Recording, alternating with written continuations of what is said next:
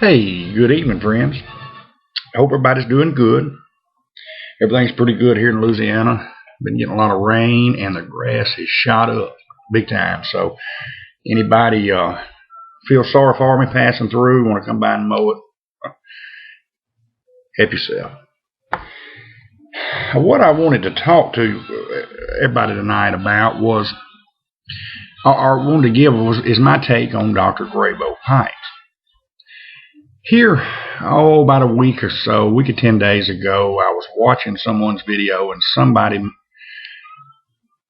this person was smoking a Dr. Grabow, and the video was an old video. It's been out for over a year, but just one of those that I hadn't gotten around to watching. And this person was smoking a Dr. Grabow, and I'm not going to name any names from either side. There's no point in that. But the person in the video, it was a very good video, and he was smoking a Dr. Grabow pipe. Well, a prominent member of our community, whom I seldom watch, but made a comment about wouldn't own a Dr. Grabow, and talked about cheap pipe, and really hadn't, really kind of downgraded the pipe. And of course, the guy wrote, responded, well, that's all I can afford. And I've heard this person make comments before about Dr. Grabows and even K-Woodies and things, because in this day and age, they both are considered inexpensive pipes. Well, my take on Dr. Grabow is, and I own 3 of them.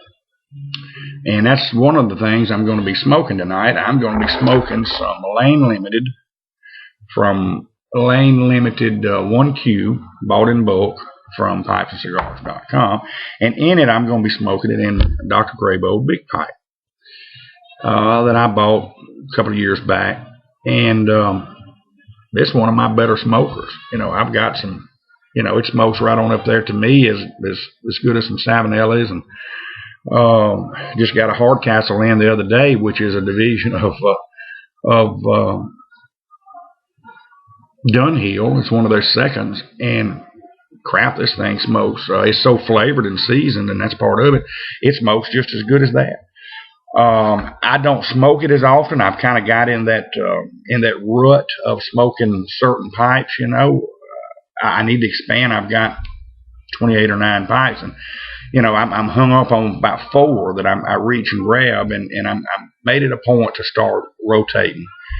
And I picked up this pipe last night, and I was, why have I not smoked this pipe? It's so flavorful. It's so seasoned. It's so, don't know why I hadn't picked it up. But I'm going to fire it up again with this 1Q.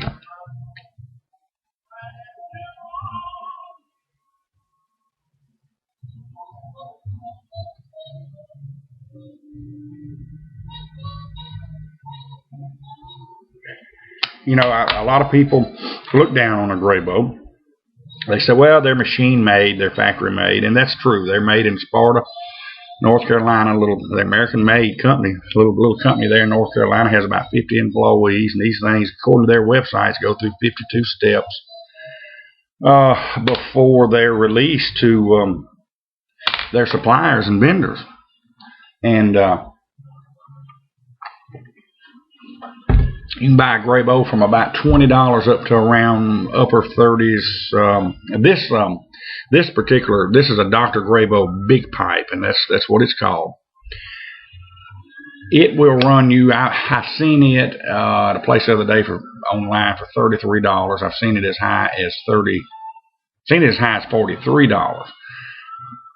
However, I've got a deal on this thing back year and a half or so ago when I bought it. It was on a rack in a tobacco shop, just one of these discount cigarette places. Every pipe they had was $24.95, and I seen this, and I knew that it was a bargain. I mean, it was a good $15, $18 cheaper than I could buy the thing online, so I snatched it up.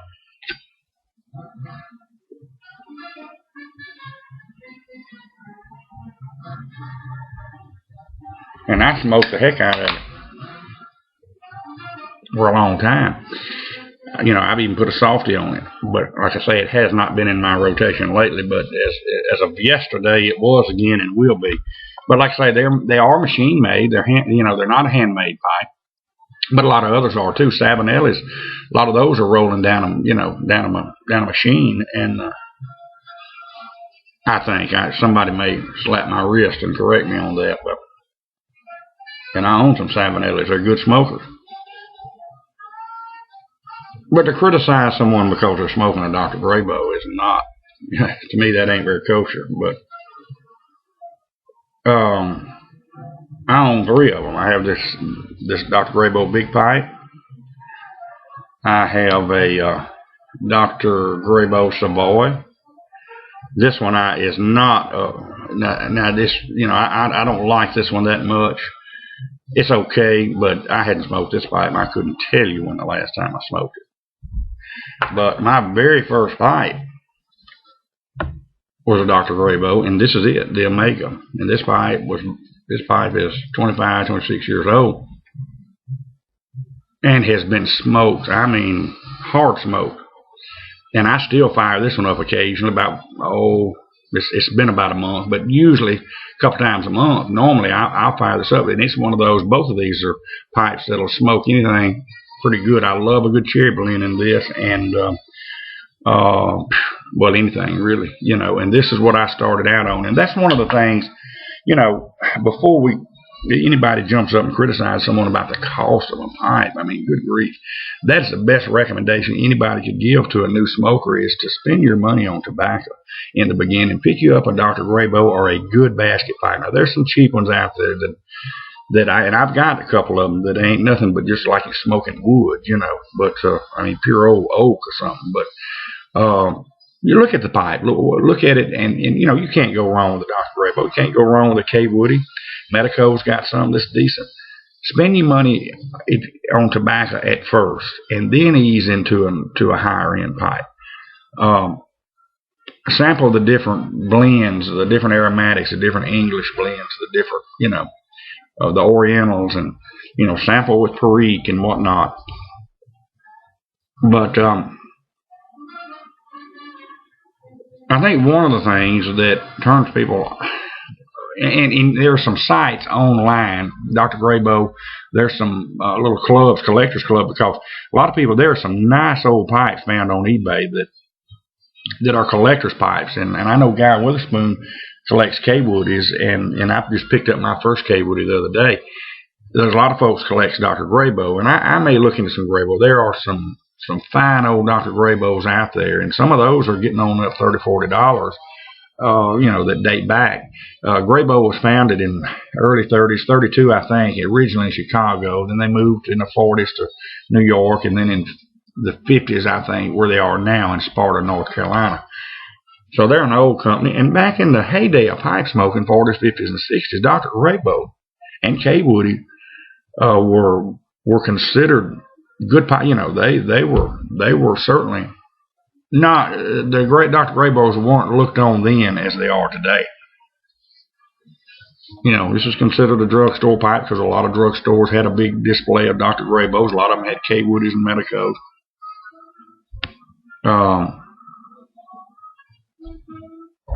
This is my tamper Nathan Campbell sent me. Boy, I sure do like this, Nathan.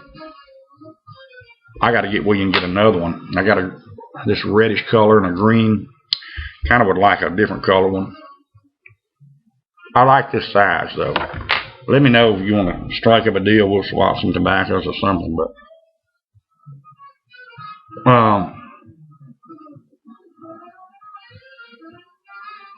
one of the things that I don't like, and maybe one of the things that gives Grabow a bad name, is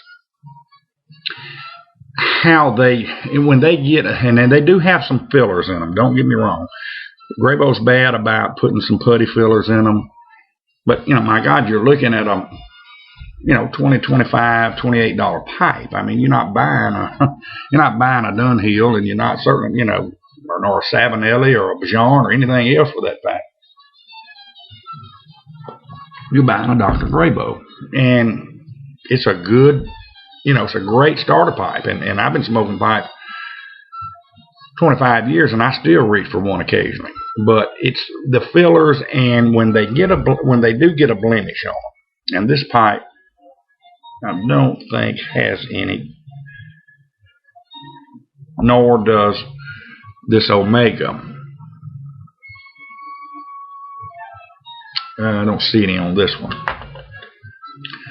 but this one has one on it, and I don't know if you're going to be able to see it on the, yeah. It had a blemish in it, so let me hold it up there where you can see right in here, they've got a stamp, and they all look alike, and I can't even tell what that is. Maybe it's a spade. I don't know. But anyway, you can see it there.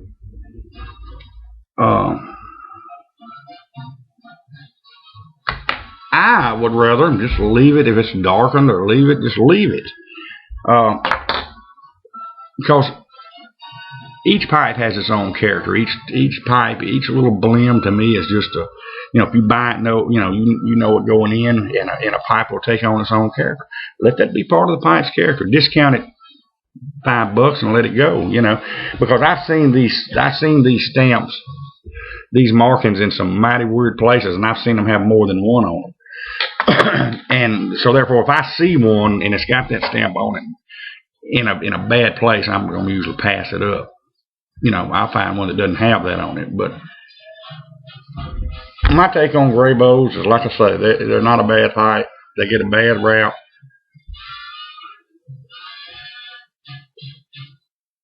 And unjustifiably so.